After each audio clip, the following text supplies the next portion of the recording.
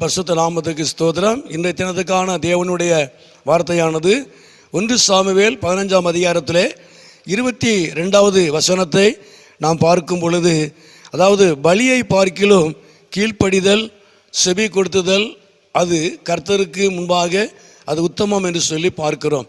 பலியை பார்க்கிலும் தேவன் கீழ்ப்படிதலை விரும்புகிறார். உண்மையாகவே நம் கர்த்தருக்காக எவ்வளவு கொடுத்தாலும், எவ்வளவு செய்தாலும், எவ்வளோ பெரிய ஊழியங்களை நாம் செய்தாலும் கூட உண்மையாகவே நாம் தேவனுடைய வார்த்தைக்கும் தேவனுடைய காரியங்களுக்கு தேவன் விரும்புகிற கீழ்ப்படிதல் நமக்குள்ளே காணப்பட வேண்டும். சவுல் தேவனுக்கு கீழ்ப்படியாமல் போனதுனால, தேவனுடைய வார்த்தைக்கு தேவனுடைய காரியங்களுக்கு அவன் கீழ்ப்படியாமல் போனதுனால அவனுக்கு கொடுக்கப்பட்டதான ராஜ்யத்தை அது தாவீது வசமாய் திருப்பப்படுகிறது. அவன் ராஜ்யத்தை இழந்தான் என்று சொல்லி நாம் வேதத்திலே வாசிக்கிறோம்.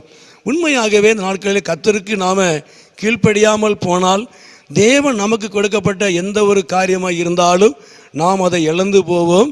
விசேஷமாக கர்த்தருடைய அபிஷேகத்தை கூட நாம் இழந்து போவதற்கு வாய்ப்புகள் உண்டு. ஆகவே எல்லாவற்றிலையும் நாம் தேவனுக்கு கீழ்ப்படிந்து தேவனுடைய நன்மைகளை, தேவனுடைய மேன்மைகளை நம்ம பெற்றுக்கொள்ள வேண்டும். தேவன் நம்மளை நடத்துவார், நம்மளை உயர்த்துவார்.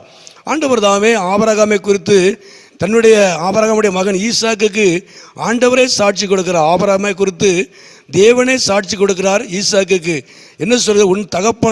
உன் தகப்பனாய ஆபிரகாம் என்னுடைய சொல்லுக்கு அவன் கீழ்ப்படிந்தான் என்று ஆண்டவர் சொல்லுகிறார்.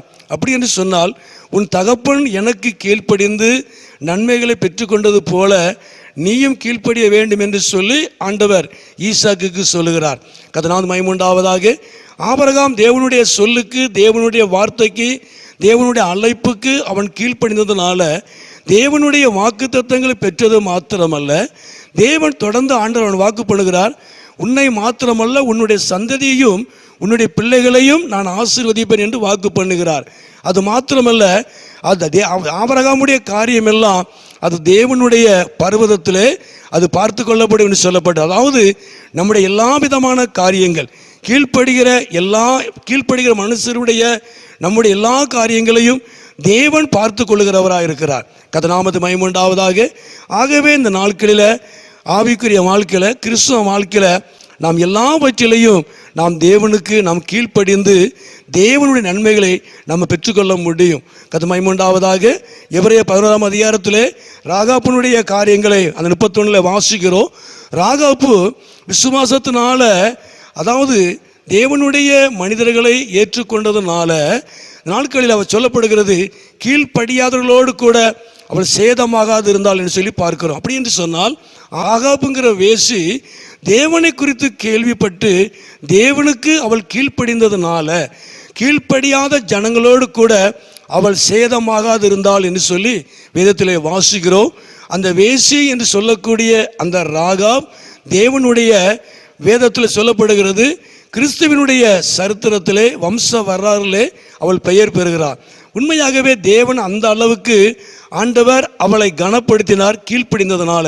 உண்மையாக நாட்களில் நானும் நீங்களும் கர்த்தருக்கு கீழ்ப்படியும் பொழுது தேவன் உண்மையாகவே ஒரு மேன்மையான ஆசீர்வாதங்களை கர்த்தர் நமக்கு தந்து அவர் நாமத்தை மகிமைப்படுத்துவார். ஜெபம் பண்ணுவோம். எங்களை அதிகமாக நேசிக்கிற நல்ல பிதாவே, அருமையான இந்த நேரத்துக்காக நன்றி செலுத்துகிறோம். விசேஷமாக ஆண்டவர் நாட்களே உம்முடைய காரியத்தில் நாங்கள் எல்லாவற்றிலையும் நாங்கள் உமக்கு கீழ்ப்படிந்து நடக்க கர்த்தர் எங்களுக்கு அனுக்கிரகம் பண்ணுவீராக. உம்முடைய நாமத்தை மகிமைப்படுத்துவீராக. நீர் மகிமையான காரியங்களை செய்யும். இயேசுவின் நாமத்தில் ஜெபிக்கிறோம் நல்ல பிதாவே. ஆமேன், ஆமேன்.